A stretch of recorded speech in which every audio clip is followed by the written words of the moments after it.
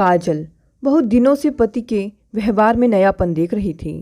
गंभीर रहने वाले अजीत आजकल अनायास मुस्कुराने लगते, कपड़ों पर भी वे विशेष ध्यान देते। पहले तो एक ड्रेस को वो 3 दिनों तक ऑफिस में चला लेते थे, पर अब रोज नई ड्रेस पहनते हैं, हमेशा गाने सुनने लगे हैं। काजल भी सारी जिम्मेदारियां खत्म होने पर राहत महसूस कर रही थी। वह सोच रही थी अजीत में भी बदलाव का यही कारण था। काजल को एक ही दुख था कि पति उससे रूठे रूठे रहते हैं। वह जानती थी कि इसमें सारी गलती पति की नहीं है, पर वह भी तो उस समय पूरे घर की जिम्मेदारियों में डूबकर अजीत के मीठे प्रस्तावों को अनदेखा कर दिया करती थी। अजीत के ऑफिस जाने के बाद काजल चाय का कप लिए सोफे पर आ बैठी। काम वाली बाई को 10 बजे आना था। चाय पीते पीते काजल अतीत की गलियों में निकल पड़ी। 20 साल की उम्र में संगीत विषय के साथ बीए किया था। वह कॉलेज की लता मंगेशकर कहलाती थी। वह बहुत भोली नम्र भी थी। संगीत विषय में एमए करना चाहती थी, पर माता पिता विवाह के लिए पात्र दिखने लगे। ऐसे में अजीत का रिश्ता आ गया। वे सरकारी नौकरी में उच्च अधिकारी थे। पिता नहीं थे। विरासत में 2 मकान मिली थी, एक भाई, 2 बहनें, माँ, भरा पूरा परिवार। वे बस घरेलू लड़की जो घर परिवार को संभालने और बांध के रखने में सक्षम हो चाहते थे। दान दहेज की कोई डिमांड नहीं थी। काजल के परिवार को रिश्ता भा गया। बस 20 साल की उम्र में काजल दुल्हन बन अजीत के बड़े मकान में आ गई। पायल की रूंझुन और चूड़ियों की खनखनाहट से अजीत का दिल धड़क उठा। सबने अनुरोध करके 4 दिनों के लिए दोनों को असम घूमने भेजा। बस उसके बाद काजल के सिर पर जिम्मेदारियों का भारी ताज पहना दिया गया। अब पारिवारिक जिम्मेदारी और सबको खुश रखना, बस ये 2 बातें ही काजल के जहन में रह गई। बाकी सब भूल गई। पूरे घर का काम उसके नाजुक कंधों पर आ गया। सास गठियावात की मरीज, देवर और ननंदों पर पढ़ाई का जोर। बस काजल ही सारा दिन नाचती रहती। कभी कभी नंदों का हेल्प मिल जाता तो कुछ आराम मिल जाता। रिश्तेदारों के सामने जब घर वाले काजल की खुलकर तारीफ करते तो काजल फूली न समाती। सास की बहू बहू, ननंदों और देवर की भाभी जी और अजीत की काजल की आवाज़ों से हवेली मुखरित रहती। काजल तो ससुराल में ऐसी रम गई कि अपने आप को ही भूल बैठी। अजीत रात को बड़ी बेताबी से काजल की राह देखते, पर काजल को तो 11 बजे तक बर्तन धोने, अगले दिन के खाने नाश्ते के मेनू बनाने, दही जमाने से फुर्सत ना मिलती। खींचकर अजीत सो जाते। वे भी ऑफिस से थक कर आते थे। कभी 11 बजे तक काजल को फुर्सत मिल भी जाए तो वह प्याज और हींग की बास मारते कपड़े पहने अजीत की बगल में जा लेटती। गुस्से में भरे वे या तो सोफे पर जा लेटते या मुंह फेर कर सो जाते। भोली और सीधी काजल कभी यह ना समझ पाई कि अपनी ससुराल की कश्ती खेते खेते वह अपनी सोने सी गृहस्थी को डुबाती जा रही है। इसी दौरान बेटा भी हो गया। मुश्किल से 40 दिन आराम करके फिर कोल्हू की बेल जैसी जुट गई। धीरे धीरे जिम्मेदारियां बढ़ती गई। नंदों और देवर की शादियों की सारी जिम्मेदारी काजल और अजीत पर थी। वे अकेले कमाने वाले थे। अब देवर की नौकरी लग गई तो उसकी भी शादी कर दी। सास का देहांत हो चुका था। देवरानी के चाव भी काजल को पूरे करने पड़े। वह नए जमाने की लड़की थी। काजल जैसा ठहराव उसमें ना था। घर परिवार के कामों में ना तो रुचि और ना ही बहू होने के कर्तव्य का एहसास था। काजल चुपचाप लगी रहती। देवरानी बहाना बना किचन से निकल जाती। काजल घर की बड़ी बहू के एहसास में दबी कुछ ना कहती। ननंदों और उनकी ससुराल से आने वालों की कैसी खातिरदारी करनी है, क्या लेना देना है, सारी सिरदर्दी काजल की थी। देवरानी तो सज धज के मेहमानों से बतियाने में माहिर थी। देवर ने बड़ी होशियारी से बड़े भाई अजीत को खुद के मकान में जाने को मना लिया। देवर देवरानी दूसरे मकान में शिफ्ट हो गए। बेटा राज 12वीं कर इंजीनियरिंग कॉलेज चला गया था। अचानक फ़ोन की आवाज़ से काजल वर्तमान में लौट आई। उसकी भतीजी रेखा का फ़ोन था। वह एडवोकेट थी और इसी शहर में रहती थी। इतनी दौड़ भाग में काजल समय से पहले ही बुजुर्ग लगने लगी। एक दिन अजीत के किसी खास दोस्त के घर में पार्टी थी। काजल को आग्रह कर आने को कहा था। काजल अपनी ओर से बहुत सलीके से तैयार होकर गई थी, पर चेहरा आबाहीन था, बालों में सफ़ेदी झांकने लगी थी। वहाँ जाकर सबके बीच उसे बड़ा अटपटा लगने लगा। अजीत के सुदर्शन व्यक्तित्व के सामने वह बहुत ही फीकी दिख रही थी। सभी लोगों की निगाहें उस पर थी। आखिर काजल उनके बॉस की पत्नी थी। कुछ महिलाओं ने यह कह दिया कि मैडम, आप अपना ध्यान नहीं रखती, इतनी छोटी उम्र में बुजुर्ग लगने लगी हो। यह सुन वह झेप गई। अजीत भी खिसियाने से हो गए। अजीत उससे खींचे खींचे से रहने लगे थे। भोली काजल सोचती, मैं तो उनके घर परिवार की सेवा ही करती रही, फिर भी मुझसे अलगाव क्यों।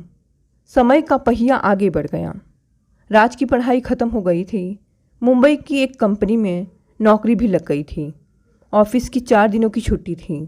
काजल का मन हुआ कि अब बेटा भी नौकरी कर आत्मनिर्भर हो गया है, उसकी ओर से बेफिक्री हो गई है, कहीं घूमने का प्लान करते हैं। शायद अजीत को भी थोड़ा बदलाव चाहिए। बेचारे घर परिवार के कारण जीवन के वो लुफ्त न उठा पाए जो उन्हें मिलने चाहिए थे। देर न करते हुए उसने शाम की चाय के बाद इन छुट्टियों में अपने दोनों की घूमने की प्लानिंग बताई। अजीत कुछ देर चुप रहे, फिर ठंडे स्वर में बोले, शुक्र है तुम्हें घर परिवार से हटकर कुछ सूझा तो सही, पर माफ़ करना, मैं बताना भूल गया। मेरा कुछ दोस्तों के साथ केरला जाने का प्रोग्राम बन चुका है।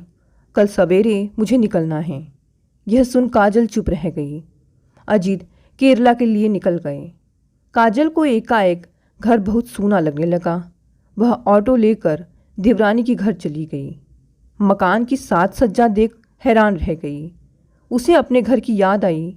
बाबा आदम के ज़माने का सोफ़ा जो सास के समय से चला आ रहा था, पुराने समय की सजावट जिसे ठीक करने का काजल और अजीत के सिर पर जिम्मेदारियों के बोझ के रहते ना तो समय मिला ना पैसा था। जो कुछ कर पाते, देवरानी किसी महारानी की तरह सज धज कर मैगजीन पढ़ रही थी।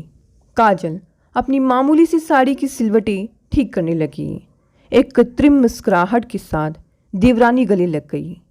देवर बाहर गए थे। औपचारिक बातचीत होती रही। लंच के समय देवर भी आ गए।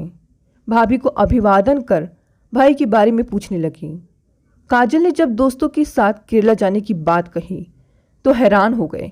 बोले, मैं तो भैया के सारे दोस्तों को जानता हूँ, वे सब तो यहीं शहर में हैं, अभी अभी तो बाजार में ही मिले थे, पता नहीं कौन से दोस्त साथ गए हैं। तभी खाना लग गया। घर में एक स्थायी मेड रखी थी, वह सारा काम देखती थी। उसने कई तरह के व्यंजन टेबल पर सजा दिए। काजल हैरान रह गई। शाम को देवर काजल को कार से छोड़ने घर जाने लगा तो काजल के मन में एक टीस उठी। वह घर पर अकेली थी। एक बार भी रात को रुकने को नहीं कहा। निराश सी कार में बैठ गई। जिस देवर को छोटे भाई की तरह रखा, वह समय के साथ कैसे बदल गया। इन लोगों के लिए मैंने अपना जीवन कुर्बान कर दिया, कोई मेरा ना हुआ। घर आकर चाय बनाकर बैठी ही थी कि मुंबई से बेटे राज का फ़ोन आ गया। कुछ नाराज सी आवाज़ में बोला, मम्मी, पापा क्या केरला गए हैं? काजल ने हामी भरी तो वह बोला, पापा ने मुझे एक फ़ोन तक नहीं किया, मिलना तो दूर। और माँ, वे किसके साथ गए हैं? मेरे दोस्त पापा को जानता है। वह कह रहा था कि उनके साथ कोई महिला थी। जब उसने पापा को दूर से अभिवादन किया तो वे उठकर बाहर चले गए। काजल बोली, किसी दोस्त की बीवी होगी या टेबल शेयर किया होगा। बेटे के फ़ोन से काजल तनावग्रस्त हो गई। रात भर सोचती रही। दिन काटे नहीं कट रहे थे। 2 बार अजीत को फ़ोन लगाया पर फ़ोन स्विच ऑफ था। अगले दिन शहर में रहने वाली भतीजी को बुला लिया। वह एडवोकेट थी, फिर भी दोपहर बाद अपना लैपटॉप लेकर आ गई। यहीं से काम करती रही, बुआ से बातचीत भी करती रही। काजल ने अपने मन की दुविधा रेखा को कह सुनाई। रेखा बोली, बुआ जी, फूफा जी ऐसा कुछ करेंगे लगता तो नहीं, पर आजकल कोर्ट में ऐसे ऐसे केस आ रहे हैं कि कभी कभी शादी जैसे पवित्र बंधन पर प्रश्न चिन्ह लग जाते हैं। आप अपनी किसी हॉबी को फिर से शुरू करो। इस प्रकार खाली रहने से मन आशंकाओं से घिर जाता है। फिर भी कभी मेरी ज़रूरत पड़े तो याद करना, मैं शहर में ही हूँ। काजल का मन कुछ शांत हुआ। बुआ भतीजी मिलकर बाजार गई, चाट पकौड़ी खाई। काजल ने अपना सालों पुराना हारमोनियम ठीक करवाया। सालों बाद सुर लगाने की कोशिश करने लगी, पर सुर ठीक नहीं लग पा रहे थे। काजल मायूस हो गई। भतीजी रेखा ने समझाया, बुआ कोई भी हुनर हो, सालों साल छोड़ दो तो यही होता है। मन शांत कर अभ्यास करिए, सब हो जाएगा। अगले दिन सवेरे रेखा चली गई। शाम तक अजीत आ पहुँचे। काजल भरी बैठी थी। चाय देकर मौके की तलाश में बैठ गई। चाय पीकर अजीत सुस्ताने बैठे ही थे कि काजल का रौश फूट पड़ा। बोली, क्या मैं पूछ सकती हूँ आप किन दोस्तों के साथ केरला गए थे? अचानक अजीत बौखला गए। बोले, क्यों? मेरे हर दोस्त को तुम जानती हो तो जो बताऊं? अपना पक्ष मजबूत करते हुए आगे बोले, तुम्हें सारे दिन किचन में रहना अच्छा लगता है तो मैं भी घर में कैद हो जाऊं? काजल आक्रोश से भर उठी। आपके दोस्त तो सारे यहीं थे, आप किसके साथ गए थे? राज के दोस्त ने आपको किसी महिला के साथ देखा था। वह कौन थी? पोल खुलती देख स्वर को ऊंचा करके अजीत बोले, रही ना कुएं की मेंढक। तुम जैसी औरतों से तो बस दाल सब्जियों की मोल भाव करवा लो, बाहर की दुनिया क्या जानो। एक मित्र मिल गया था, उसकी पत्नी थी वह, समझी? वे आगे बोले, मेरी जासूसी करने से अच्छा है कुछ रहने सहने व पहनने ओढ़ने के तौर तरीके सीख लेती तो पढ़ी लिखी महिलाओं के बीच खड़ी होने योग्य हो जाती। यह कहकर अजीत बाहर निकल गए। काजल के स्वाभिमान पर गहरी चोट लगी थी। बेबसी पर आंसू छलक आए। आहत सी वह डिनर बनाने लग गई। रात के 12 बज गए। पति का अता पता नहीं था। काजल समझ गई दाल में कुछ काला है। थोड़ी देर में अजीत आ गए। कपड़े बदले, तकिया उठा, दूसरे बेडरूम में चले गए। काजल रात भर अपने बेडरूम में लेटी सोचती रही। समय के साथ मैं ही न बदली, सब बदल कर उससे दूर हो गए। अब अपने को बदल के खुद को पति के मुकाबले का बनाऊंगी। पूरी रात काजल ने रोते हुए काटी। सवेरे उठकर किचन में लग गई। अजीत बड़े बेमन से नाश्ता कर ऑफिस निकल गए। काजल ने पति की अटैची खोली, कपड़े धोने के लिए निकालने लगी। अचानक पति के टॉवेल में से एक गुलाबी रंग का हेयर क्लिप गिरा। काजल ने क्लिप को अपनी अलमारी में रख दिया। शाम को जब चाय पीकर अजीत टीवी देखने लगे तो काजल भी वहां आ गई। वह बोली, आपको जो दोस्त की पत्नी वहां मिली थी वह क्या अपना हेयर क्लिप भी आपकी अटैची में डाल गई थी? यह कह उसने क्लिप उनके आगे रख दिया। क्लिप देख अजीत शर्मिंदा हो गए, पर ऊंची आवाज में काजल को डांटने लगे। लेकिन जब बदले में काजल ने खरी खोटी सुनाई तो स्वर बदल कर बोले, देखो काजल, तुम मेरे योग्य न कभी थी न भविष्य में कभी होगी। तुमने सारी जिंदगी किचन में गुजार दी। अब मैं अपने अनुसार जीना चाहता हूँ। मैं तुम्हें घर से जाने को नहीं कहता, जैसे पहले रहती थी रहती रहो, पर मुझे मेरे अनुसार जीने दो। यह कहकर उठ खड़े हुए। तब काजल बोली, लेकिन मैंने तो अपना सारा जीवन आपके परिवार पर कुर्बान कर दिया। इस पर अजीत बोले, यह करने को मैंने तुम्हें मजबूर नहीं किया था। निधि मेरी पुरानी मित्र हैं। उन्होंने शादी नहीं की थी। वे और मैं बचपन से एक साथ पढ़े और बड़े हुए हैं। पिताजी ने मेरी मनसा जाने बिना न जाने क्यों तुमसे मेरा रिश्ता तय कर दिया। अब मैं निधि का साथ चाहता हूँ। यह सुनते ही काजल के दिल में सैकड़ों तीर एक साथ घुस गए। बेहोशी आने लगी।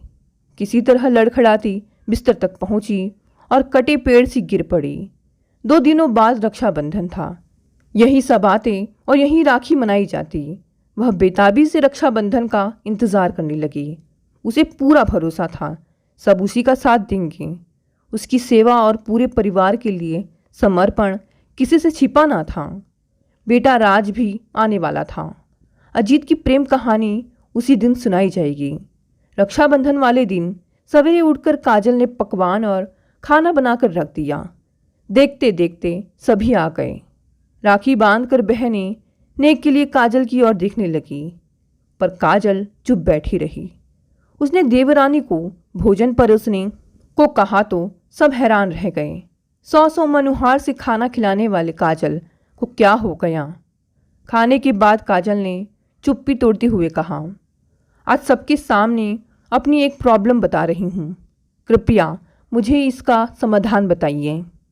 यह कहकर काजल ने अजीत की सारी प्रेम कहानी आरंभ से अंत तक सुना दी।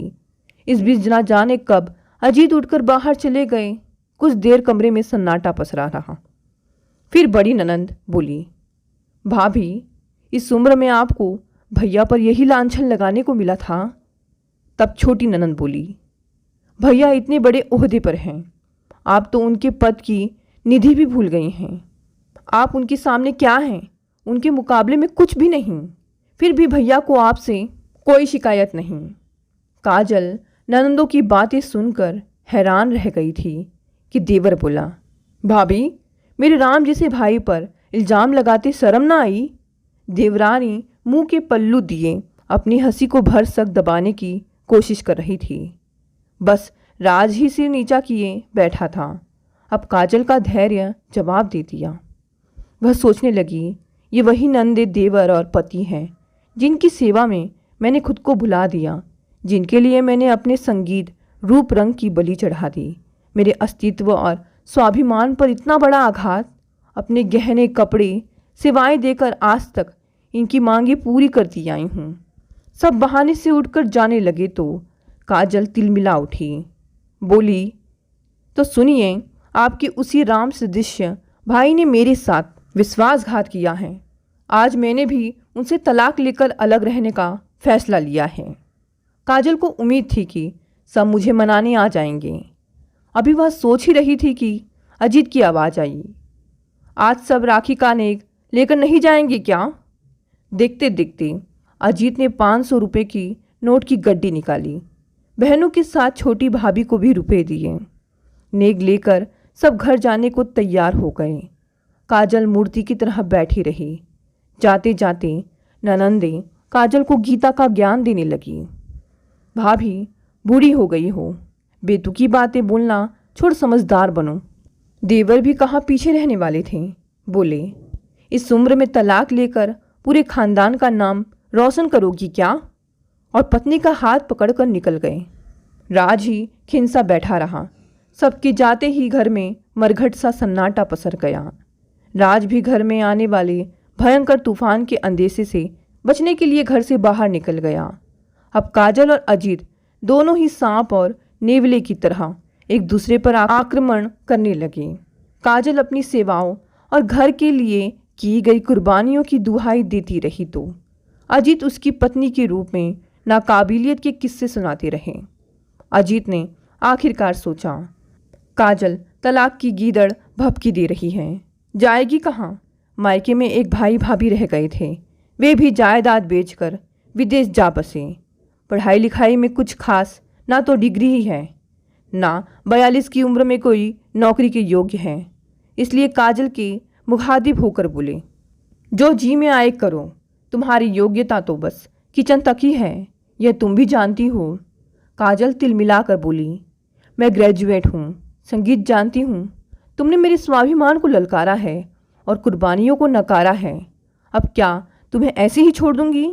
गुजारा भरता भी लूँगी और मकान में हिस्सा भी। मेरा बेटा है, अपने दादा की जायदाद पर उसका भी हक है। यह सुनकर अजीत सन्न रह गए। पैर पटकते घर से बाहर चले गए। काजल सिर से पैर तक सुलग रही थी। उसने रेखा को फ़ोन कर बुलवा लिया। रेखा आ गई तो उसने सारी बातें कह सुनाई। रेखा बोली, अच्छी तरह सोच समझ लो बुआ, एक बार तलाक की अर्जी लग गई, फिर लौटने पर किरकिरी होगी। काजल बोली, सब स्वार्थ से मेरे साथ जुड़े थे, स्वार्थ खत्म होते ही दूर हो गए। तुम अर्जी लगा दो। राज घर आ गया। यह सब जानकर बोला, माँ, अकेली रह लोगी ना? मुझे आपसे कोई शिकायत नहीं है। आपके साथ अन्याय तो हुआ है, पर मैं पापा को भी नहीं छोड़ूंगा। वैसे भी मम्मी, मैंने अपनी एक सहपाठिन से विवाह करने का मन बना लिया है। आप दोनों के पास आता जाता रहूँगा। शादी कोर्ट में करूँगा। बेटे की बातें सुनकर काजल हैरान रह गई। काश उसके पास भी ऐसी व्यवहारिक बुद्धि होती तो वह समय रहते संभल जाती और अपनों से ना छली जाती। तलाक की अर्जी पर अजीत ने भी साइन कर दिए। वे निधि के साथ सुखमय जीवन के सपने देखने लगे। पहली पेशी पर जज द्वारा कारण पूछे जाने में दोनों ने खुलकर एक दूसरे की कमियों का बखान किया। जज ने समझौते के लिए 6 महीने का समय दिया। काजल को 40,000 रुपये गुजारे भत्ते के लिए और मकान के पिछले हिस्से में रहने का अधिकार मिला। बाद में विधिवत म्यूचुअल तलाक हो गया। अजीत निधि के फ्लैट में शिफ्ट हो गए। अब काजल को अपने पराये की पहचान हो गई। सेवा भाव, परिवार के लिए त्याग, बलिदान की नाकामी का एहसास अच्छी तरह हो गया। सबसे बड़ी सीख काजल को यह मिली कि इस जीवन में उसने अपने वजूद को, गुणों को, रूप रंग को दांव पर लगाकर जो फैसले लिए वे गलत हैं। चाहे जितनी सेवा कर लो, परिवार के लिए कुर्बानी दे दो, पर अपने वजूद को दरकिनार ना करो। अब वह अपनी बाकी जिंदगी को संवारने के लिए कटिबद्ध हो गई। 2 कमरे 4 लड़कियों को किराए पर दे दिए। रौनक भी रहेगी और कुछ आमदनी भी हो जाएगी। कॉलेज के रिटायर्ड संगीत सर के घर जाकर नियमित रियाज करना शुरू कर दिया। कुछ ही समय बाद संगीत सम्मेलनों में अपने गुरुजी के साथ जाकर शिरकत भी करने लगी। समय का पहिया आगे निकल गया था। एक दिन काजल एक संगीत प्रोग्राम में जजमेंट करके आ रही थी कि उसकी कार लाल बत्ती पर रुक गई। कार की खिड़की से बाहर देखने पर सड़क पार किसी डॉक्टर के क्लिनिक से अजीत एक युवक का सहारा लिए निकल रहे थे। एकदम कमज़ोर हो चुके थे। आसपास निधि या कोई और नहीं था। तभी हरी बत्ती हो गई, गाड़ी आगे बढ़ गई। दोस्तों, ये कहानी यहीं समाप्त हो गई। कहानी पसंद आई तो इसे लाइक, शेयर और कमेंट करें। साथ ही साथ अगर आप नए हैं तो चैनल को भी सब्सक्राइब कर लें। धन्यवाद दोस्तों, मिलते हैं अगली नई कहानी से।